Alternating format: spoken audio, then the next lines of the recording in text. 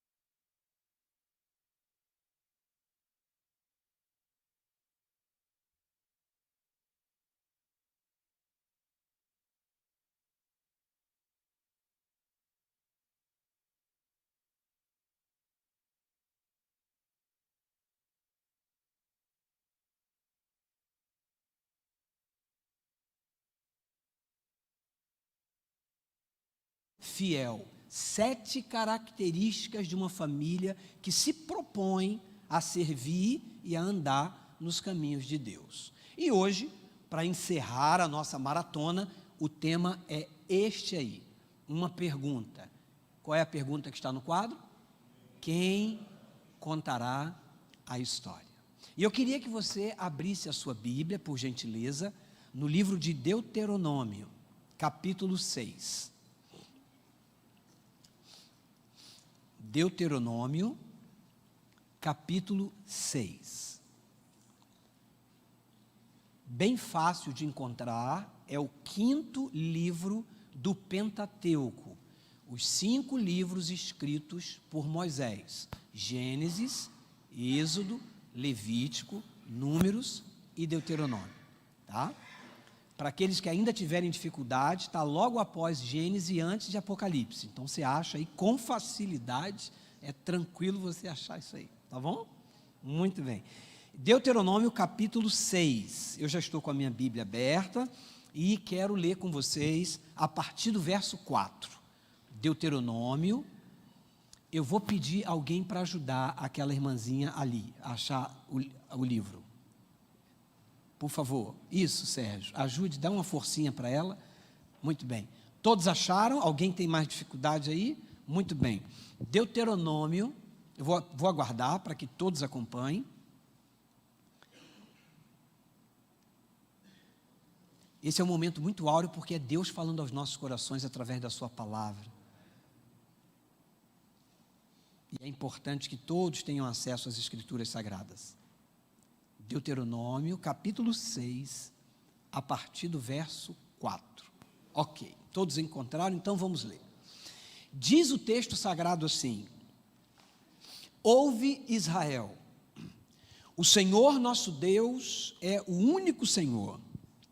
Amarás, pois, o Senhor teu Deus de todo o teu coração, de toda a tua alma e de toda a tua força.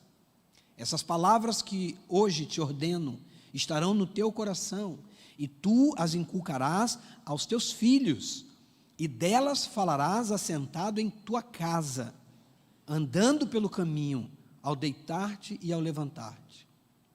Também as atarás como sinal na tua mão, e te serão por frontal entre os olhos. Verso 9, e as escreverás nos umbrais de tua casa e nas tuas portas.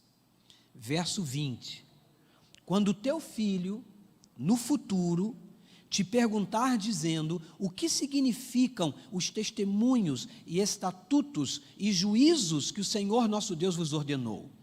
Verso 21, então dirás ao teu filho: éramos servos de Faraó no Egito, porém o Senhor de lá nos tirou com poderosa mão. Bendito seja o nome do Senhor por essa história. Mantenha aberta a sua Bíblia, porque eu quero fazer algumas considerações com você, e a primeira delas é nós identificarmos o contexto e o pano de fundo que dá vazão para o texto que nós acabamos de ler.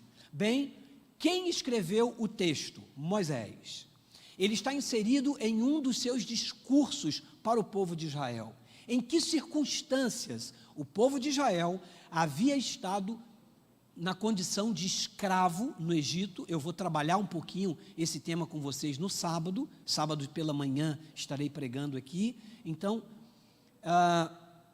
eles ficaram no Egito e agora Deus, de forma milagrosa, tira o povo de Israel do Egito. E Deus tem nas mãos um desafio. E qual é o desafio que Deus tem?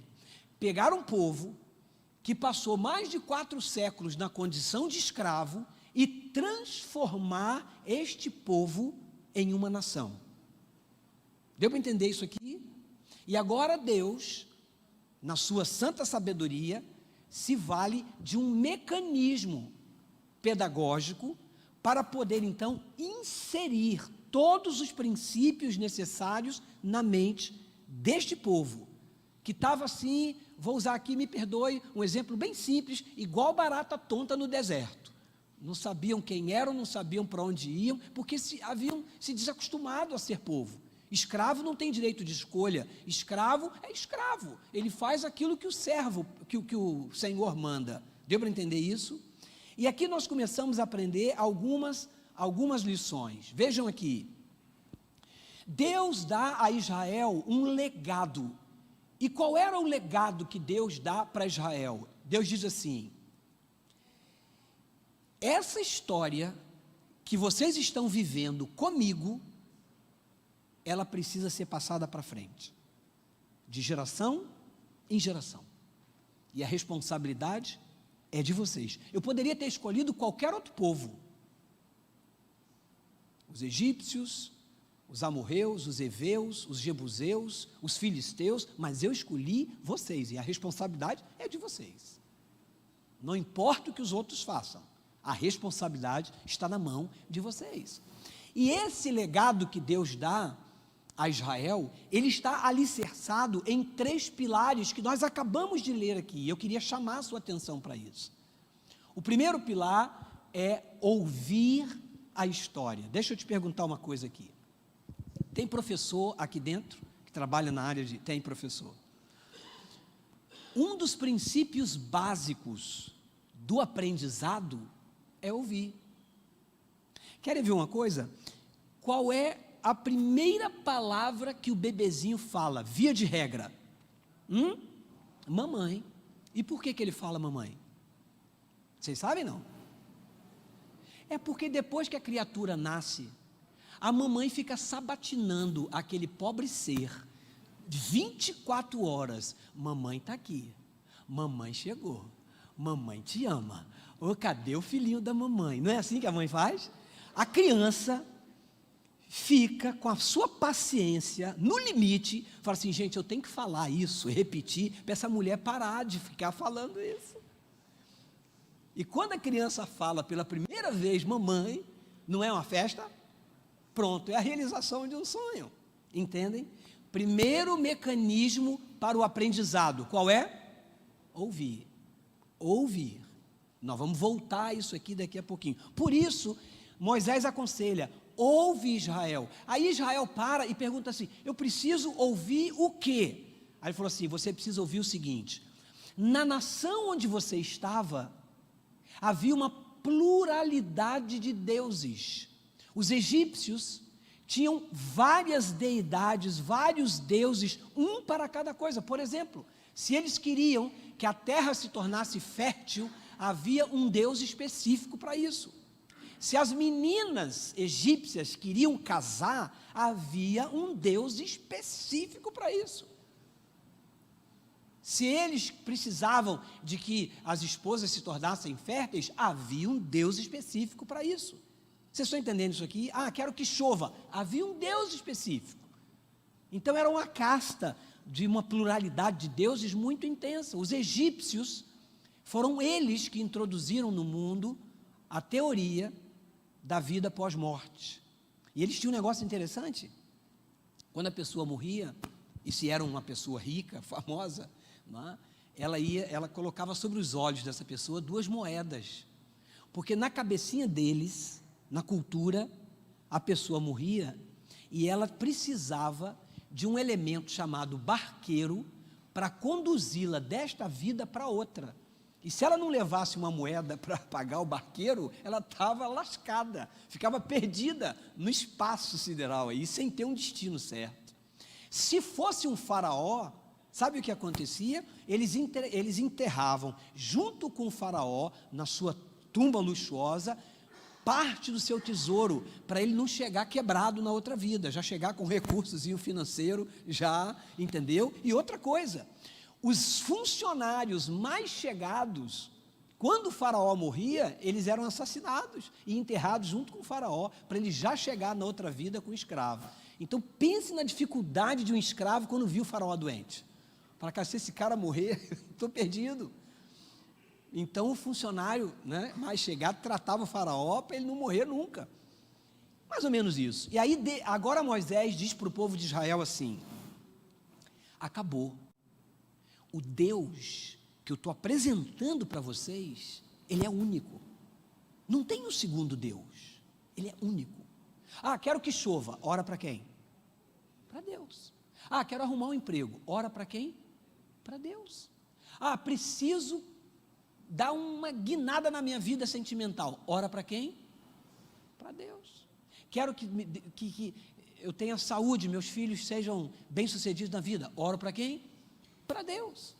Não tem outro segmento, é Deus. E aí ele diz assim, se só há um Deus, e se só Ele é a válvula de escape para as nossas necessidades, então vou dar um conselho a todos vocês, eu dou um conselho para a igreja, ame a esse Deus, de todo o teu coração, de toda a tua alma e de toda a tua força. Em suma, se apaixone por Ele, porque você só tem Ele, fora dele, ninguém. Então, ou você está com Ele, ou você está no vácuo, no vazio. Deu para entender? Esse era o primeiro pilar. Qual era o segundo pilar? O segundo pilar era falar sobre essa história. E é interessante que ele, em educação, no processo ainda de educação, se você ouve um professor, o conteúdo que ele está te dando, você tem um percentual de absorção daquele conteúdo. Se você partilha com um colega o conteúdo que o professor passou em sala de aula, a probabilidade de você ter uma absorção maior é muito grande, porque você falou, então você passou a doutrinar a sua mente dentro daquele recurso que foi aplicado teoricamente em sala de aula ou numa videoconferência. E agora Moisés estava dizendo para ele o seguinte, você vai falar sobre essa história, você ouve a história e você fala a história. Só que para falar a história, eu quero te dar algumas recomendações. Você tem um público primário e específico, que é a sua família, os seus filhos. Você vai falar dentro da tua casa, ao levantar, ao sentar, ao deitar, ao andar pelo caminho, ou seja, você vai sabatinar a cabeça dos seus filhos com essa história.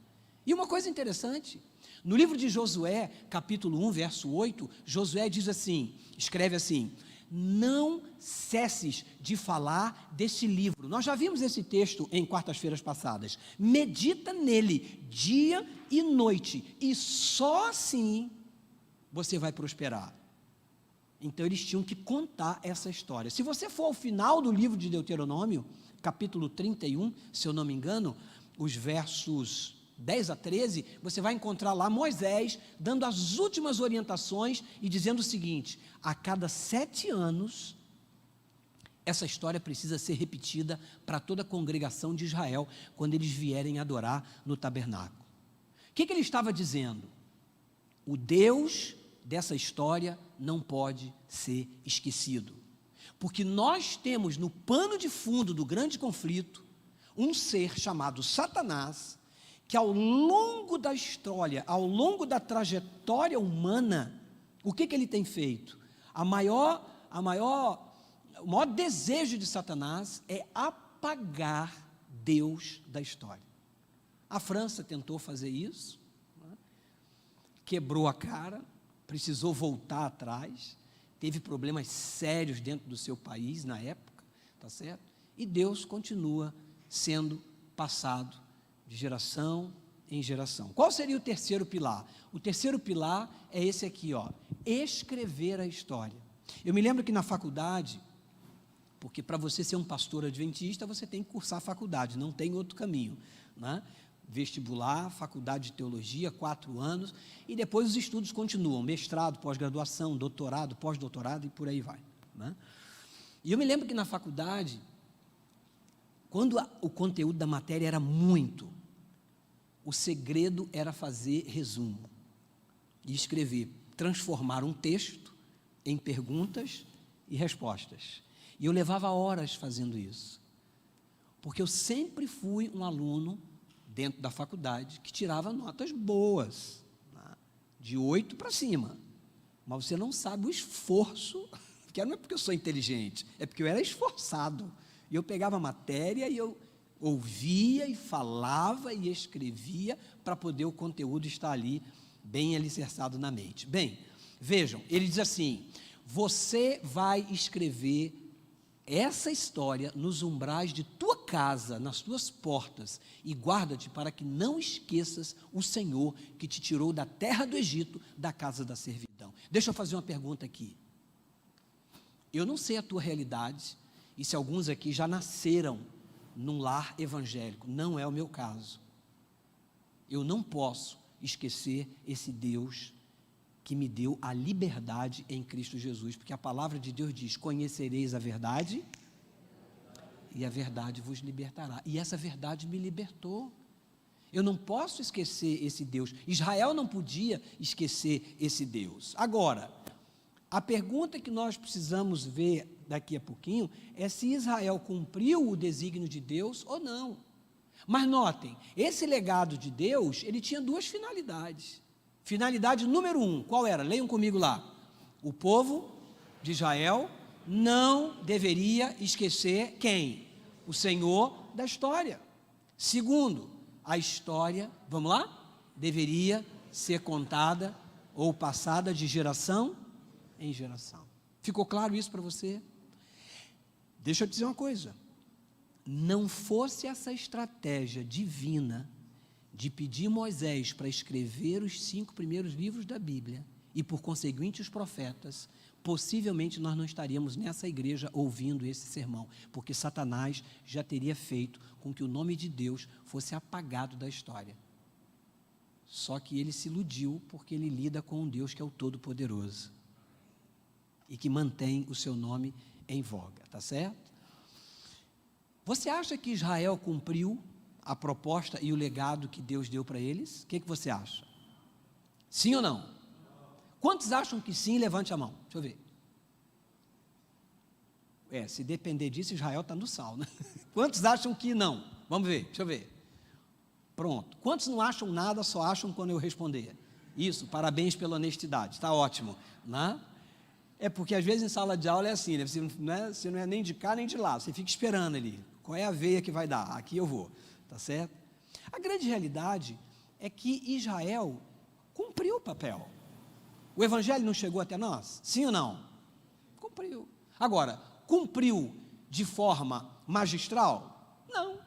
Era um povo que teve seus atropelos, teve quebra de aliança. A gente, ao longo do estudo da palavra de Deus no Antigo Testamento, vê Israel quebrando a cara várias vezes, sendo escravizado de novo, sabe? E parece que não aprendia.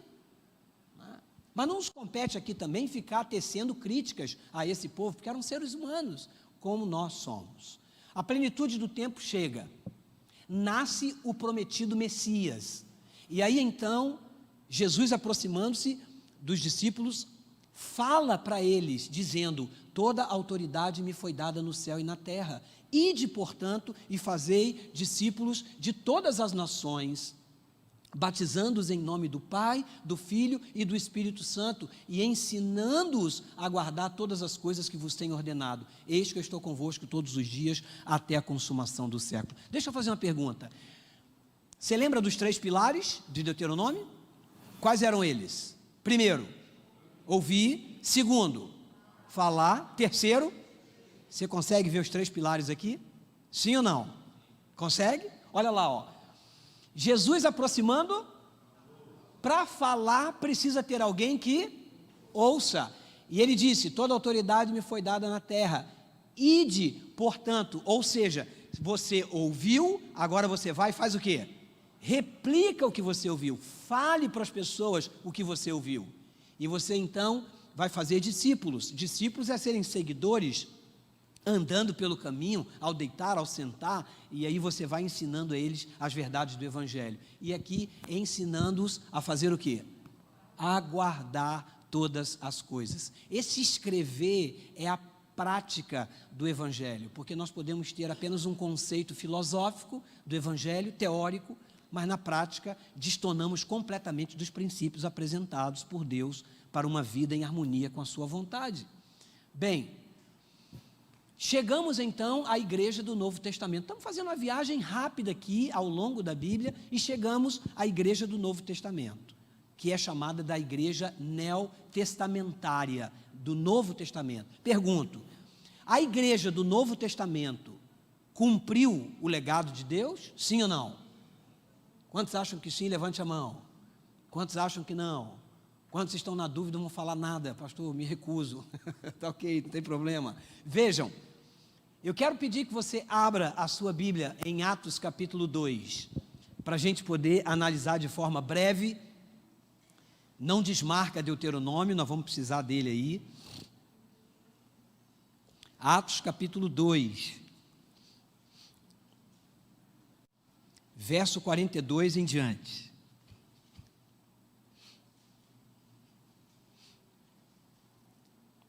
Atos capítulo 2, verso 42 a 47. Diz assim: todos acharam aí? Deixa eu ver. Todos? Alguém perdido aí? Não. Beleza, vamos lá. E perseveravam na doutrina dos apóstolos, e na comunhão, e no partir do pão, e nas orações. Em cada alma havia temor, e muitos prodígios e sinais eram feitos por intermédio dos apóstolos. Todos os que creram estavam juntos e tinham tudo em comum. Vendiam as suas propriedades e bens, distribuindo o produto entre todos, à medida que alguém tinha necessidade. Diariamente perseveravam unânimes no templo, partiam pão de casa em casa e tomavam as suas refeições com alegria e singeleza de coração, louvando a Deus e contando com a simpatia de todo o povo. Enquanto isso, acrescentava-lhes o Senhor dia a dia os que iam sendo salvos. Se nós pudéssemos fazer um resumo rápido desses 5 versos, chegaríamos a essa conclusão aqui, olha. Primeiro item: qual era a característica, ou a primeira característica da igreja neotestamentária? O que eles faziam? Leiam lá comigo. Perseveravam na doutrina e na comunhão. Vejam, deixa eu explicar isso aqui a vocês. Atrapalha muito se eu for lá perto do quadro, para o pessoal que está na internet? Não, né? Ok. Eu tenho um problema de ficar preso, viu, irmãos? Esse negócio eu gosto de ficar caminhando aqui. Vamos lá. Vejam, perseverança na doutrina e na comunhão. Sabe o que significa isso? Manter a verdade como prática de fé. E há muitas pessoas hoje em dia que questionam as doutrinas da igreja. Isso foi escrito no passado, hoje a coisa já é mais moderna. Por uma questão de ética, não vou falar o nome, mas há pouco tempo atrás, um pastor famoso, né? Não vou falar religião, ele disse assim: eu creio que a Bíblia, ela precisa ser atualizada. 3 dias depois, o ministério dele deu uma guinada assim, ó. A palavra de Deus, ela não precisa de atualização, ela é plena e absoluta por si só, e não precisa de ninguém para interpretá-la, ela mesmo se interpreta. Não fosse isso, e inúmeras pessoas que tiveram acesso somente à Bíblia, não descobririam as verdades nela contidas. E como igreja, e agora nós temos que lavar a roupa aqui, como igreja, nós temos, e eu aconselho vocês, 3 fontes primárias para manter a nossa comunhão com Deus. Sabe quais são elas? Número 1, Bíblia Sagrada. Número 2, livro do Espírito de Profecia. Número 3, lição da escola sabatina. Se você tiver esses 3 itens em sua biblioteca, já é o suficiente para você crescer cada dia na graça e no conhecimento de Deus. Pastor, então o senhor está dizendo que é proibido eu ter um comentário, um livro de um teólogo? Não estou proibindo. Haja vista o fato de que eu tenho vários na minha biblioteca. Mas, quando eu vou preparar um sermão, esses livros servem apenas, unicamente, para endossar aquilo que está escrito onde? Aqui. Porque se contradizer isso, para mim já não tem valor. E hoje está surgindo, inclusive dentro da igreja, alguns indivíduos com formação teológica, com doutorado, pós-doutorado, que estão, às vezes, questionando a doutrina da igreja. Deixa eu te dizer uma coisa. Eu abracei uma fé santa e pura. E fiz uma aliança com Jesus, não foi com pastor de igreja. Eu fiz uma aliança com Deus. E Deus me ensinou a verdade. Eu não preciso questioná-la. Eu não preciso colocá-la numa berlinda de julgamento, porque ela por si só já me trouxe o conforto e salvação. Vocês entenderam isso aqui? Cuidado. Porque pastor fulano de tal, porque trabalhou na televisão, porque é famoso, tem 55 mil seguidores no YouTube. Olha, Isaías diz assim: seca-se a erva, murcha-se a flor, mas a palavra do nosso Deus, ela permanece para sempre. O próprio Cristo disse assim: nenhum tio, nenhum i se mudará da lei ou da minha palavra. Passará o céu e a terra, mas a palavra permanece. Deu para entender isso aqui? Não deixa ninguém ficar com historinha para boi dormir, dizendo para você: não, a Bíblia disse isso, mas não é bem assim. Não, é assim. Porque quando Jesus foi tentado no deserto, ele disse 2 palavras: está escrito, ponto. E ele teve vitória somente usando o que estava escrito na palavra de Deus e a sua comunhão. Vejam, em cada alma havia o temor de quem? De Deus. Irmãos, olha, me perdoe, mas tem muitas pessoas hoje lidando com Deus como se ele fosse um igual. E não é. Alguns ficam querendo colocar a religião num aspecto de modernidade, de pós-modernismo, sabe, de cultura avançada. Aí fica dizendo assim: não, é porque Deus é o cara lá de cima. Não, não é. Deus é o eterno, Deus é o poderoso. Se Ele quiser te atender, Ele te atende, Ele continua sendo Deus. Se Ele não estiver nem aí para você, Ele continua sendo Deus. Você vivo, Ele é Deus. Você morto, Ele é Deus. Pô, Ele vive eternamente. Nós precisamos ter esse conceito. E temor de Deus significa ter respeito pelas coisas que são santas. A Bíblia Sagrada é santo. O espaço que nós dedicamos aqui, nesse endereço, poderia ser qualquer outra coisa, uma indústria, um apartamento, um condomínio, uma casa, uma boate, mas não é. Aqui foi erguida uma casa de oração para Deus. Então esse lugar é o quê?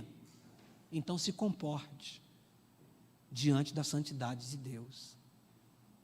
Não haja dentro da igreja de qualquer maneira. Respeite o espaço sagrado.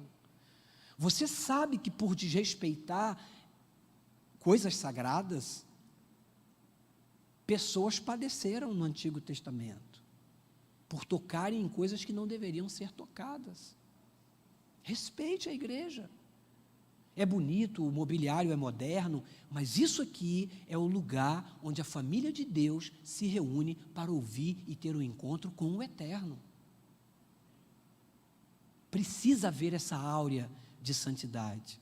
Como igreja, você tem autoridade para não permitir que esse espaço daqui seja usado para fazer coisas que não convêm aqui dentro desse ambiente. Não permita, você tem autoridade de chegar para o seu pastor e falar: olha, não foi legal, não foi bom. Entende? Isso aqui é uma casa de oração. Terceiro, todos estavam o quê? A característica da igreja, todos estavam unidos, sabe? Aqui não, Itaboraí tenho certeza que não, mas eu já fui em algumas igrejas por aí, bem longe, né? Em que existe uma, como é que eu diria, panelinhas, sabe? Ali, pastor, é panela de ferro fundido, forte, cai no chão, quica, mas não quebra, aqueles irmãos ali, né? Tem um outro grupo aqui na igreja que é de panela de vidro, né? Transparente, ó. Falou, levou, é transparência, né? Não tem meio termo. Temos aqui na igreja também a panela de barro, né? É sensível, caiu no chão, faz o quê? Quebra, estilhaça, vira caco, vira pó. Ainda tem aqui um quarto grupo que é a panela de pressão, entendeu? Vivem no limite, ali, se abrir a tampa, estoura para tudo quanto é lado. Não, a igreja estava unida. E sabe o que significa isso aqui?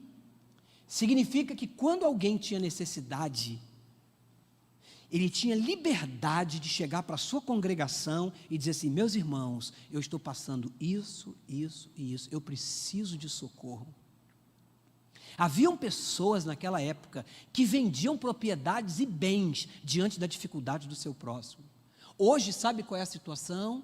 Nós temos uma igreja em que em muitas circunstâncias nós não temos a liberdade de partilhar com o outro um problema que eu estou vivendo em particular. Sabe por quê? Corro o risco de ser julgado, corro o risco das pessoas pensarem que eu não tenho fé, eu corro vários riscos. Corro o risco de que essa pessoa não seja confiável e comece a espalhar o meu problema para outras pessoas.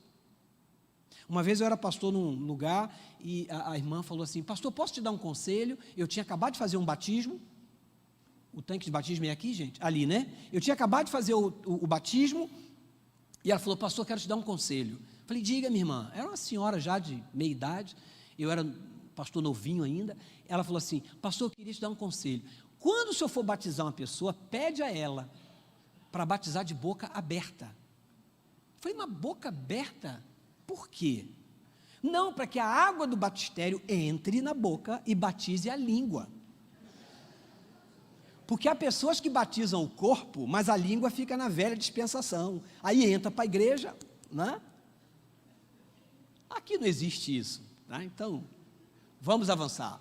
Outra coisa, havia ali um espírito de quê, queridos? Solidariedade com o próximo. Assim, você se incomodar com o problema do outro, vestir a camisa, chorar junto, sem ficar julgando. Ele está com problema hoje, amanhã pode ser eu. Isso é comunidade cristã. Isso é caminhar com Deus. Jesus jamais julgava as pessoas, não fez isso com a mulher do fluxo de sangue, não fez isso com Lázaro, não fez isso com o cego de Jericó, ele não fez. Ele simplesmente atendia as necessidades para dar a essa pessoa aquele tapinha de motivação para ela poder ter uma vida melhor. Outra coisa que eles faziam, comiam juntos com alegria e singeleza de coração. A nossa fé, ela não pode se restringir somente à igreja. Eu tenho que ter vida cristã lá fora. Nós somos uma família. Então eu vou te ajudar nesse item aqui. Me convide para almoçar na sua casa. Pronto, você já cumpriu um item aqui, tá certo? Você me convida, eu vou, como, e a gente com singeleza de coração, a gente come junto com você lá, tá bom? Nós precisamos fazer, às vezes a gente fica constrangido. Ah, não vou chamar para minha casa porque a comida é simples. Qual o problema? Eu me lembro de irmão Antônio. Irmão Antônio frequentava a igreja de Poté, interior do interior de Teófilo Otoni. E eu ia lá. Irmão Antônio morava a 10 quilômetros da igreja. Ele não tinha carro, não tinha bicicleta e não tinha ônibus que levasse. Então ele fazia 10 quilômetros a pé no sábado, para ir para a igreja, 10 quilômetros para voltar. Deus abençoou o irmão Antônio, ele morava num sítio, e ele tinha 5 filhos, e a esposa, e ele conseguiu comprar uma bicicleta, iam todos na mesma bicicleta. Irmão Antônio guiando, a esposa no quadro, mais uma filha segurando um bebezinho, o outro no guidão e o outro no colo da irmã. E o irmão Antônio feliz da vida, porque agora ele tinha o quê? Uma bicicleta, para poder percorrer os 10 quilômetros até a igreja. Eram 5 quilômetros de terra e 5 de asfalto. Quando eu ia pregar em Poté, eu era o pastor do distrito, eu já combinava e ligava para o irmão Antônio, falei, irmão Antônio, vou passar tal hora, já ficava todo mundo me esperando, para poder ir de carro. E quando eu ia, irmão Antônio sempre, todo sábado que eu pregava em Poté, falou, pastor, o senhor vai almoçar na minha casa? Tá bom. E sabe o que tinha para comer? Coisas que ele plantava, feijão, arroz, uma verdurazinha, um ovinho bem fritinho, ali das galinhas e tal. Ó, que almoço gostoso. E eu passava a tarde no sítio ali com o irmão Antônio, ele mesmo fazia a farinha, olha que coisa deliciosa. E às vezes a gente perde por isso, porque a gente quer oferecer um banquete para as pessoas, e sabe, vou te contar um segredo, eles comem ovo em casa também, eles só não anunciam. Então não se constrange, a gente precisa desse contato um com o outro. E outra coisa, última coisa, eles gozavam da simpatia de todo o povo. Isso aqui é interessante. Se a nossa igreja hoje aqui fechar, os vizinhos choram ou se alegram. Essa igreja tem que fazer falta no bairro. Para isso nós precisamos fazer um lindo trabalho, sem essa intenção de ficar catequizando as pessoas. O papel da igreja não é só catequizar, não é só pregar, é prestar serviço à sociedade. Deu para entender isso aqui? Vamos avançar. Não foi fácil manter o evangelho. Vocês reconhecem essa foto aqui? Alguém já matou. As cavernas de Qumran.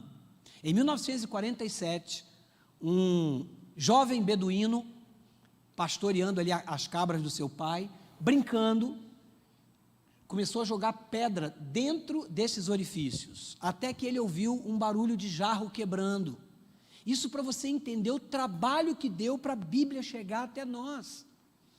E ele então chama o seu pai e eles descobrem ali vários fragmentos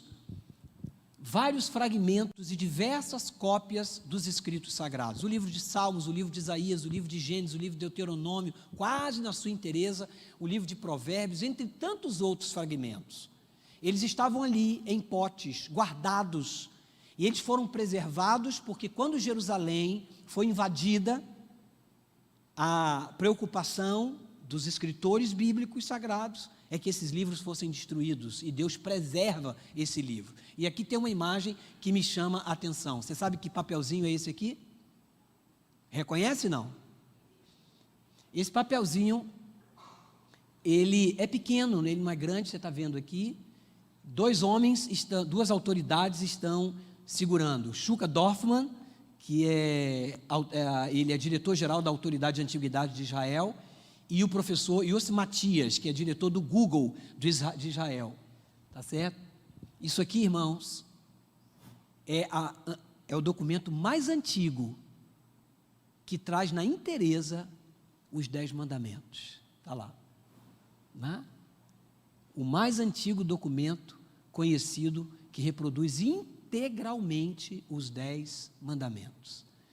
E lá está escrito assim, 4º mandamento, guardará domingos e festas. É isso? O que está escrito lá? Lembra-te do dia de sábado. Sabe por que o mandamento começa com lembra-te? Para eu não esquecer quem? O Deus da história. A cada ciclo de 7 dias, Deus me faz lembrar dele. O certo é lembrar de Deus quando? Todos os dias, mas, por precaução, Deus nos protege, inclusive com isso. Bem, vimos que Israel teve um legado, a igreja neotestamentária teve um legado, mas a gente não veio aqui para falar só da vida dos outros. Qual é o nosso legado? Quem é que está com a bola da vez agora? Nós estamos com a bola da vez, e olha o que o Pedro escreve em sua carta. Vamos ler juntos? Vós, porém, sois raça, sacerdócio, nação, povo de propriedade exclusiva de quem? De Deus. Agora, se o texto terminasse aqui, era uma lisonja para nós. E mas ele diz assim, tudo isso por um propósito. Vocês precisam pegar tudo isso aqui e fazer o quê? Proclamar as virtudes daquele que vos chamou das trevas para a sua maravilhosa luz. E aqui entra um segredo. Eu, quando chamado por Deus para ser membro da igreja, tenho uma missão. E a minha missão maior começa onde? Onde começa, irmã? Dentro da minha casa. Deu para entender isso aqui? Vejam, queridos, o tempo mudou, mas a missão é a mesma. A história precisa continuar sendo contada. Você sabe que tem pessoas que se irritam quando tem criancinha bagunçando na igreja? Está correndo, está atrapalhando o culto. Deixa eu dizer uma coisa para vocês. Eu sei que não é fácil para nós, mas, via de regra, são elas, se Jesus não voltar, que vão liderar essa igreja no futuro. E por incrível que pareça, eu tenho relato de que pastores que hoje ministram o Evangelho do Reino eram as crianças mais levadas na igreja da época dele. Davam trabalho para os diáconos, para a mãe, para os anciãos, para o pastor, e hoje ministram o Evangelho. Tá certo? E às vezes aqueles tão quietinhos estão afastados do caminho de Deus. Então vamos ter tolerância com eles, tá certo? Eles precisam aprender a história. Quando o povo de Israel foi comissionado por Deus, eles foram orientados a atuar de 2 maneiras. Primeira, com seu próprio povo, e isso incluía prioridade para quem? Para a família.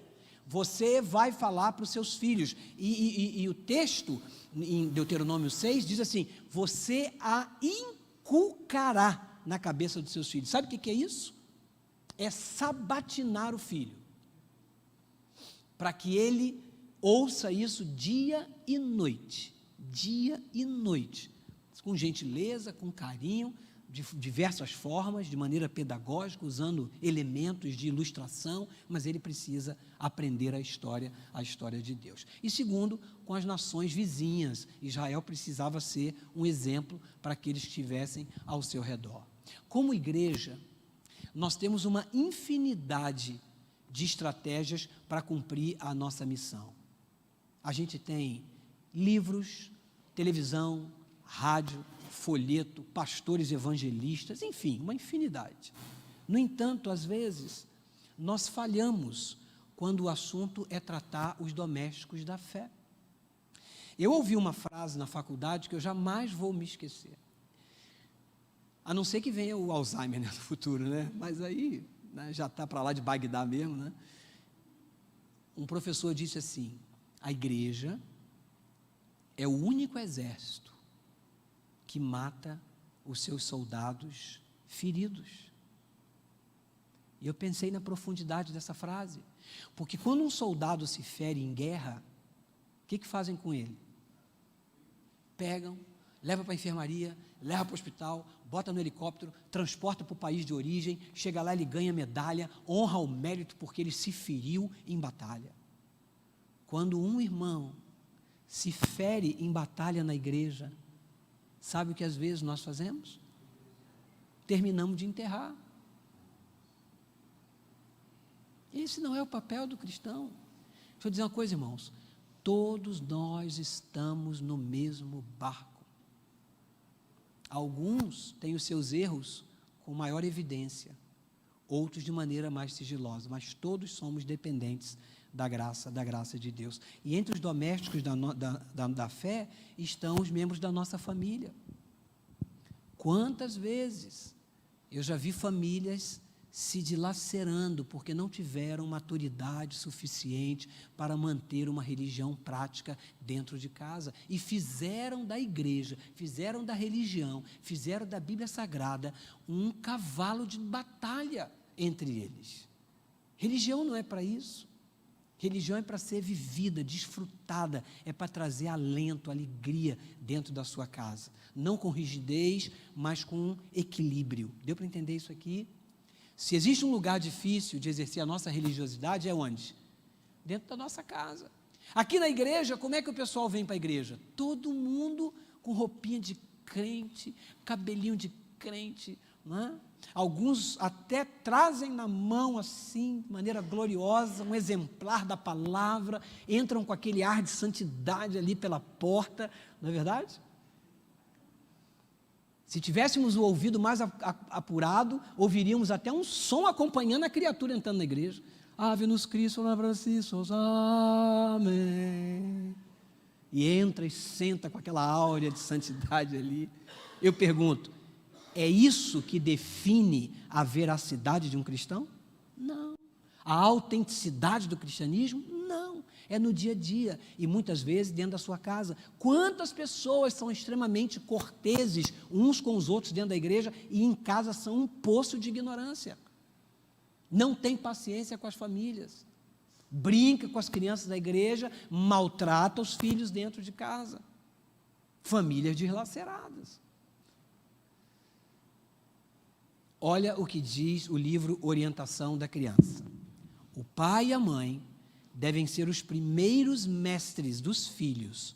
Procurai constantemente melhorar as vossas faculdades, para que possais realizar por preceito e o que mais? Exemplo, o trabalho mais perfeito e completo no lar. Eu cresci ouvindo uma frase. A frase era assim: faça o que eu digo, mas não faça o que eu faço. Você já ouviu essa frase? Ela está certa? Não. Faça o que eu digo e faça o quê? O que eu faço. Porque eu preciso ensinar por preceito e por exemplo. Tá bom? É mais ou menos assim que funciona dentro da nossa casa. Né? Termino com essa pergunta: se Cristo não retornar em nossa geração, quem contará a história de Deus para as gerações futuras? Porque alguns de nós aqui, e eu começo por mim, nós temos uma trajetória de vida, sim ou não? E eu comparo isso à subida de uma montanha, o ápice e depois a descida. Tá certo? Eu acho que na idade que eu tenho, eu estou no ápice. Daqui para frente é o quê? Descida, com muito cuidado para não escorregar, porque senão a descida é mais rápida e a cova está lá esperando, aberta com 7 palmos. Tem que ser devagar, descendo, segurando na grama, nos arbustos, para não descer muito rápido. Deu para entender isso aqui? Nós vamos passar. Quem é que fica? As crianças. Há 40 anos atrás, quando eu aceitei o Evangelho, 19 anos. Quanta coisa de lá para cá. Entenderam isso aqui? A pergunta é: por que nós ainda patinamos em alguns assuntos do cristianismo, quando nós deveríamos ser especialistas nos assuntos do reino. Eu quero levar você a meditar em Hebreus e a gente termina, tá? Abra sua Bíblia nesse texto aqui, para a gente concluir. Hebreus, capítulo 5, verso 11 a 14. Hebreus, capítulo 5, verso 11 a 14.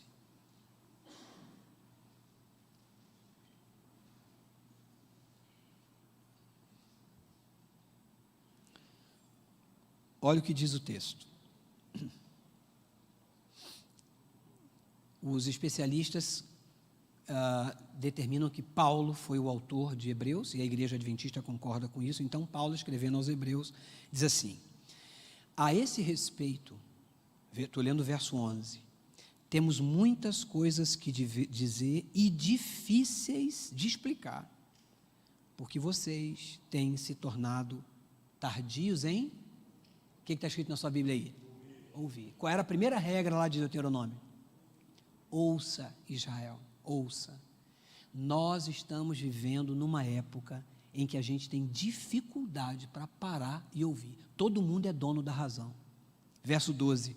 Pois com efeito, quando a essa altura vocês já deveriam ser mestres, atendendo ao tempo decorrido, tendes novamente necessidade de alguém que vos ensine de novo quais são os princípios elementares dos oráculos de Deus, e assim vos tornasseis como necessitados de leite e não de alimento sólido. Ora, todo aquele que se alimenta de leite é inexperiente na palavra da justiça, porque é criança, mas o alimento sólido é para os adultos, para aqueles que pela prática têm as suas faculdades exercitadas para discernir não somente o bem, mas também o mal. Deixa eu dizer uma coisa para vocês, e eu quero partir para a conclusão nisso.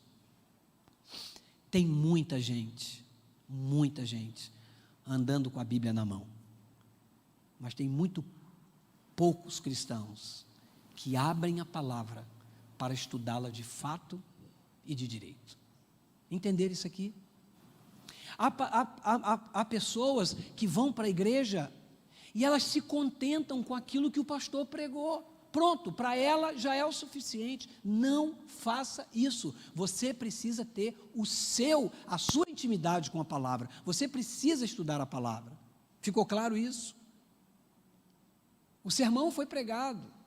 Ele foi elaborado, deu trabalho para preparar, foram horas de estudo, mas fui eu que estudei, não foi você.